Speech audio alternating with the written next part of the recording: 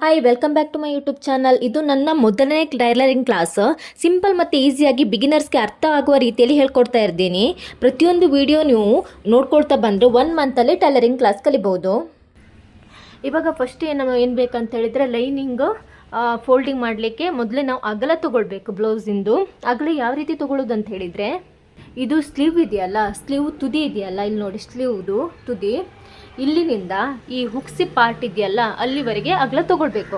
ಅದು ಫ್ರಂಟ್ ಭಾಗದಲ್ಲೇ ಅಗಲ ತೊಗೊಳ್ಳೋದು ನಾವು ಫ್ರಂಟಿಂದನೇ ಅಗಲ ತೊಗೊಳ್ಳೋದು. ಯಾವ ರೀತಿ ತೊಗೊಳ್ಳೋದು ಅಂತ ಹೇಳಿದರೆ, ಇಲ್ಲಿ ನೋಡಿ ಕೈಯ ಸ್ಲೀವ್ ಇದೆಯಲ್ಲ, ಕೈದ ಕೆಳಭಾಗ ಇಟ್ಕೊಂಡು ಎದುರುಗಡೆ ಬ್ಲೌಸಿನ ಮುಂದಿನ ಭಾಗ ಅಂದರೆ ಇಲ್ಲಿ ಗುಬ್ಬಿ ಇದೆಯಲ್ಲ ಆ ಪಾರ್ಟ್ನಿಂದ ಈ ರೀತಿ ತೊಗೊಳ್ಬೇಕು.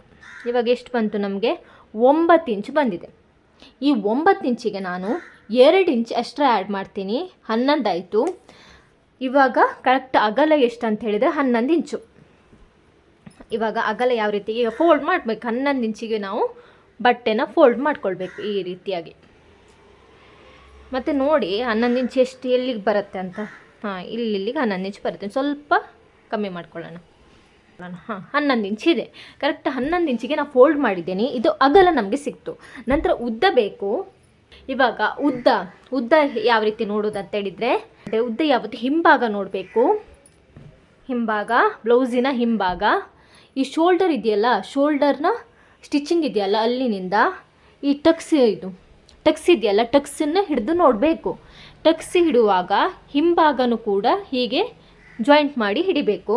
ನಂತರ ಇವಾಗ ನಾನು ಅಳತೆ ನೋಡ್ತೀನಿ. ಈಗ ಶೋಲ್ಡರ್ನ ಸ್ಟಿಚಿಂಗ್ ಭಾಗದಿಂದ ಈ ಟಕ್ಸ್ ಇದೆಯಲ್ಲ ಅಲ್ಲಿಗೆ ಹಿಡಿದು ಹಿಂಭಾಗನೂ ಇಟ್ಕೊಂಡಿದ್ದೀನಿ. ಎಷ್ಟು ಬಂತು? ಕರೆಕ್ಟಾಗಿ 14 ಇಂಚ್ ನಮಗೆ ಬಂದಿದೆ. ಉದ್ದ 14 ಇಂಚ್ ಬಂದಿದೆ ನಮಗೆ.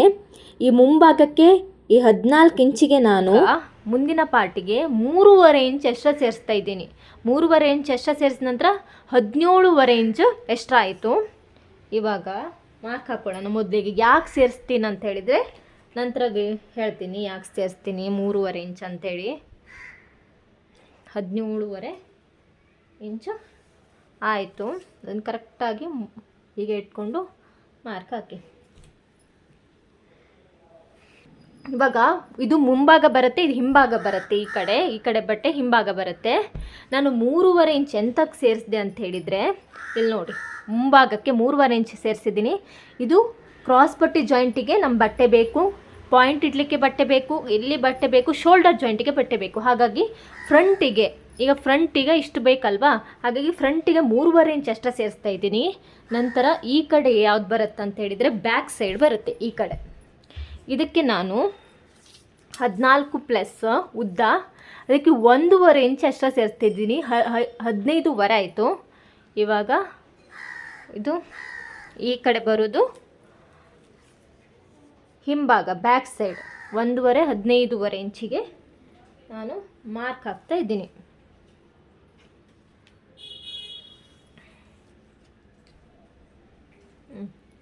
ಇದು ಮುಂಭಾಗ, ಇದು ಹಿಂಭಾಗ.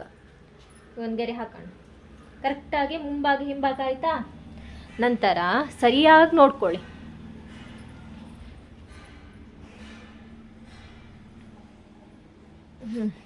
ನಂತರ ಈ ರೀತಿ ಬಂತಲ್ವಾ.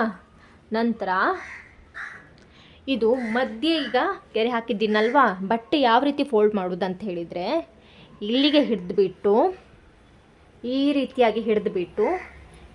ರೀತಿಯಾಗಿ ಫೋಲ್ಡ್ ಮಾಡಬೇಕು. ಇಲ್ಲಿ ನೋಡಿ ಫೋಲ್ಡ್ ಆಯಿತಾ? ಇದು ಮುಂಭಾಗ ಇಲ್ಲಿ ಬಂತು, ಹಿಂಭಾಗ ಹಿಂದ್ಗಡೆ ಹೋಯಿತು. ಇವಾಗ ಮುಂಭಾಗ ಎದುರುಗಡೆ ಬಂತು. ಈಗ ಮಾರ್ಕಿಂಗ್ ಏನಿದ್ರು ಎದುರು ಭಾಗದಲ್ಲೇ ಹಾಕಬೇಕು ನಾವು. ಈ ರೀತಿಯಾಗಿ ಫೋಲ್ಡ್ ಮಾಡೋದು.